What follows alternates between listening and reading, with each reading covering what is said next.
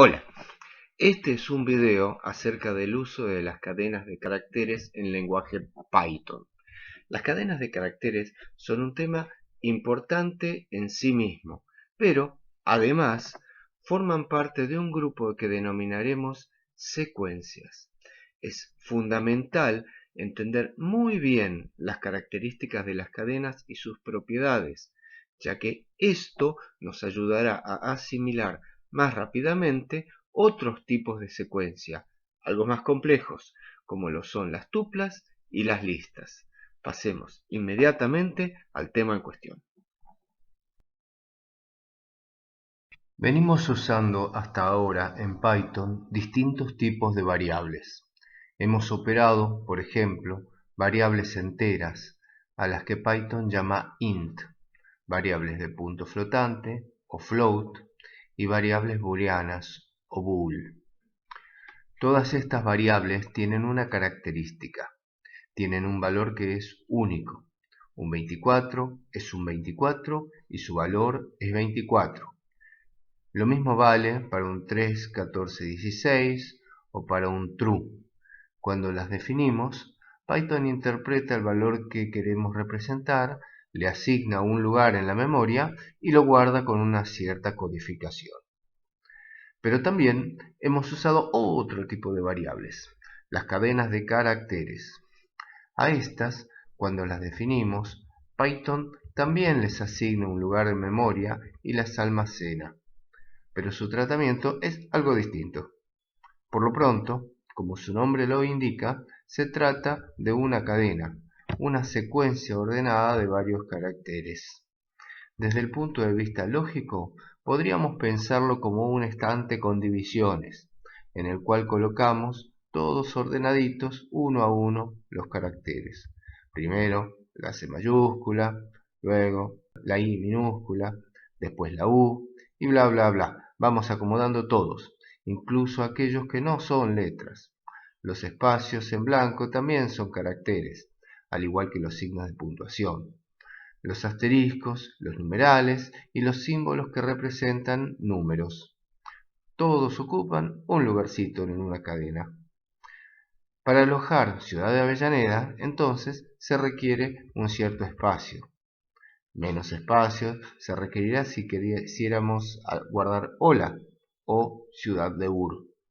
Pero, volviendo a nuestra querida Avellaneda, hemos visto que los caracteres almacenados tienen un cierto orden. Como somos estructurados ingenieros y queremos tenerlo todo puntillosamente organizado, no podemos resistir a la tentación de numerarlos. ¿Y cómo los vamos a numerar? Como cualquier mortal lo haría, de 1, 2, 3. No, señor. Vamos a numerarlos a la ingeniera, o sea, empezando de 0. Ojo, eso de la numeración a la ingeniera fue un chiste. Numerando a partir de 0, hacemos que las cuentas para ubicar posiciones dentro de una secuencia se simplifiquen. Así que hay un muy buen motivo para numerar de este modo. De esta numeración surge una nueva característica de las cadenas de caracteres, que es la longitud. Python provee una función llamada len que permite determinarla. La función len retorna un entero, que es el largo de la cadena medido en caracteres, el cual puede ser asignado a una variable y utilizado en otras operaciones. Otra cosa que nos permite la numeración es referirnos a cualquiera de los elementos de la cadena en forma individual. Así, si escribimos cad y, entre corchetes, 0, nos estaremos refiriendo al primer carácter de la cadena, o sea, la C mayúscula. Cad 1 sería la I, cad 2 la U, cad 6 uno de los espacios y cad 19 el último carácter de esta cadena, que tiene 20 caracteres. Lo importante notar es que la última posición de una cadena es el largo de la misma menos 1. O sea que si nos queremos referir al último carácter de una cadena, en general podemos escribir cad, len de cad menos 1. Len de cad es el largo de la cadena. Le restamos 1 y lo ponemos entre corchetes. Así siempre nos estaremos refiriendo al último carácter, sin importar cuán larga sea la cadena. Otra cosa a tener en cuenta es que si, por error, mandamos a referenciar una posición más allá de la última posición de la cadena, Python nos responderá con maldiciones, conjuros e insultos, o, más precisamente, con algo que se conoce como mensaje de excepción. Dejemos por un momento el tema de la numeración de las cadenas y veamos algunas operaciones que podemos realizar con las cadenas y otras que no. Supongamos que tenemos dos variables asignadas como cadenas. El signo más, que funciona como suma cuando operamos entre números, aplicado a las cadenas produce algo distinto, algo que se llama concatenación de cadenas. Eso significa poner el contenido de la primera variable, de la primera cadena, y luego el de la segunda. El signo por también tiene un significado distinto. Se aplica entre un entero y una cadena. En este caso, su efecto es repetir la cadena tantas veces como el entero indica. Entre las cadenas también tenemos la cadena vacía. Para asignarla a una variable, se la representa como una comilla seguida de otra comilla, sin poner nada en el medio. Esta es la cadena que no tiene nada en su interior. Y si la concatenamos con otra cadena, la cad5 por ejemplo, el resultado es la misma cad5. La cadena vacía no tiene nada en su interior. Es el valor nulo de la concatenación. Si la concatenamos con otra cadena, el resultado va a ser la otra cadena. Y como es nulo, como es lógico, tiene longitud 0. También aplica a las cadenas la asignación aumentada, el más igual, el por igual. Por ejemplo, si hacemos S1 más igual S2, es lo mismo que hacer S1 igual S1 más S2. Se hace la concatenación de S1 y S2 y el resultado se mete en S1. Volvamos ahora al tema de la numeración. Ya vimos que, gracias a la numeración de los elementos, podemos acceder a cada uno de ellos en forma individual. También podemos usar la numeración para extraer cadenas parciales o subcadenas. La forma de hacerlo es también mediante los corchetes, pero indicando dos índices, el desde dónde voy a tomar y hasta dónde voy a tomar, pero separados por dos puntos. Este ejemplo indica que se toma desde el elemento de la posición 0, el 0 incluido, hasta el elemento de la posición 6, pero el elemento 6 excluido. Siempre el segundo se excluye. Repito, esto quiere decir desde el elemento de la posición 0 incluido hasta el elemento de la posición 6 excluido. O sea, acá se toma desde 0, 1, 2, 3, 4 y 5. El 6 queda afuera. Por eso, si queremos extraer la subcadena D, tenemos que poner 7, 2.9. Y si queremos extraer Avellaneda, tendríamos que poner 10, 2.20. Atención, el 20 queda afuera del rango de la cadena, pero al ponerlo decimos que se tome hasta el elemento 19, que sí forma parte de la cadena y es el último carácter de la misma.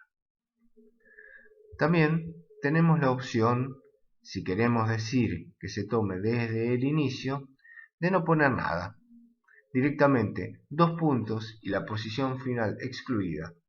No poner nada antes de los dos puntos es como decir desde donde puedas, o sea desde la posición 0. Y lo mismo vale para el límite superior.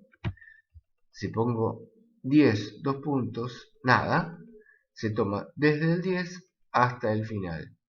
es como decir también hasta donde puedas.